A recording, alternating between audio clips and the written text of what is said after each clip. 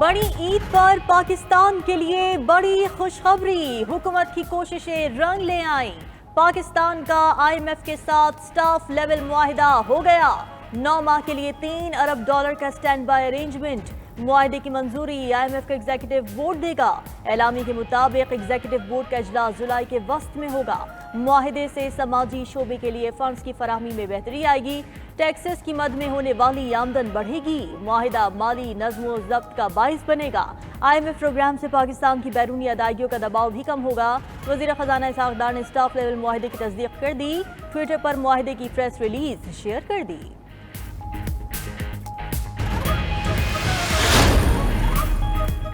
पाकिस्तान और IMF के दरमियान बड़े मामलात तय पा गए। अब सूरत हाल को रिवर्स गियर नहीं लग सकता। ज़राए वज़ारत ख़ज़ाना के मुताबिक पाकिस्तान ने एक हफ्ते कबल 4 बड़ी शराइत तस्लीम कर ली थी। वर्चुअल मुज़ाकरात में एमनेस्टी स्कीम ख़त्म करने और स्टेट बैंक का पॉलिसी रेट बढ़ाने की शर्त मान ली गई थी। वफाकी बजट खसारे को 460 अरब रुपये कम करने और 350 अरब रुपये की सब्सिडी ख़त्म करने की शर्त मानी गई।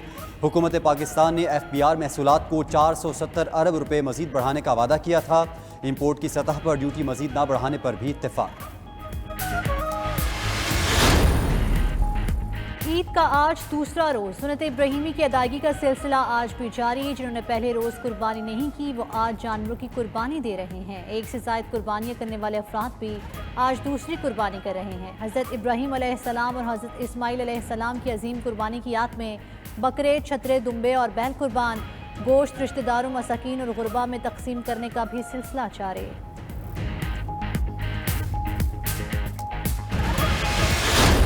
आज भी चलेगा खाबों का दौर। पकवानों की फहरिस्तें तैयार। कहीं रान रोस्ट से तवाज़ो होगी तो कहीं बीफ कोरमे से। किसी ने मटन बिरयानी की फरमाइश कर दी तो किसी ने बीफ पुलाव की। नमकीन ईद पर नमकीन गोश्त ना हो, ये हो नहीं सकता। निहारी के लिए खातीन किचन में सरगर्म। दोस्तों रिश्तेदारों के लिए रात में बारबेक्यू के लिए गोश्त को मसाले लग गए। ईद के दूसरे रोज़ भी कस्साबों की डिमांड बरकरार। ईद उल अज़हा पर हर जगह कस्साबों को VIP प्रोटोकॉल। कस्साबों की चांदी हो गई। लोगों की अक्सरियत की कस्साबों की मिन्नत समाजत। किसी ने पैसे ज़ायद मांगे तो किसी ने कर दिया ग्राहकों का जानवर खराब। अनाड़ी कस्साबों ने कर दिया कई लोगों को परेशान। कई जगह पर जानवर बिफर गए। लोगों के साथ कसाईयों की भी दौड़ें लगवा दी। अक्सर मकामात पर कस्साब जानवरों को ज़िबह करने के बाद गायब।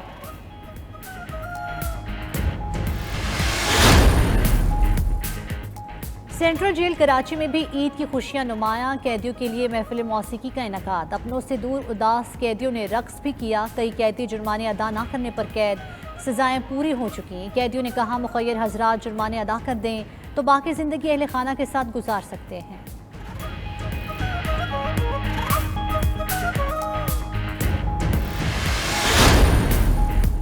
वज़ीर-ए-आज़म शहबाज शरीफ की हुकूमती इत्तेहाद में शामिल जमातों के कायदीन को टेलीफोन ईद की मुबारकबाद दी। वज़ीर-ए-आज़म ने मौलाना फजलुर रहमान, बिलावल भुट्टो, खालिद मकबूल सिद्दीकी, खालिद मक्सी को MD IMF से होने वाली गुफ्तगू से भी आगाह किया।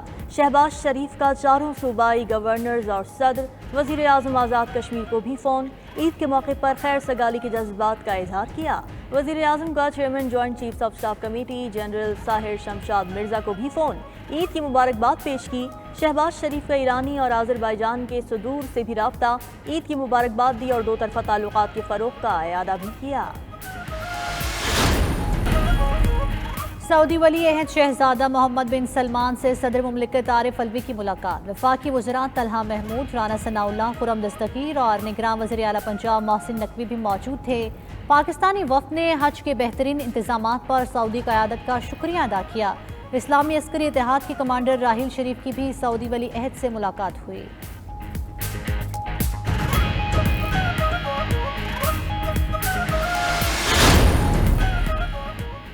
बेहतरीन अदाकारी का एक और बाब बंद। सीनियर अदाकार शकील 85 बरस की उम्र में इंतकाल कर गए। खानदानी ज़राए के मुताबिक कुछ दिनों से बीमार और कराची के निजी अस्पताल में ज़ेरे इलाज थे। अदाकार शकील ने बेशुमार ड्रामों में अदाकारी के जौहर दिखाए। फिल्मों में भी काम किया। 1974 में PTV ड्रामे अंकल उर्फी से खूब शोहरत कमाई। गवर्नर और वज़ीर आला सिंध का अदाकार शकील के इंतकाल पर इजहार अफसोस। नमाज जनाजा बाद नमाज जुम्मा अदा की जाएगी।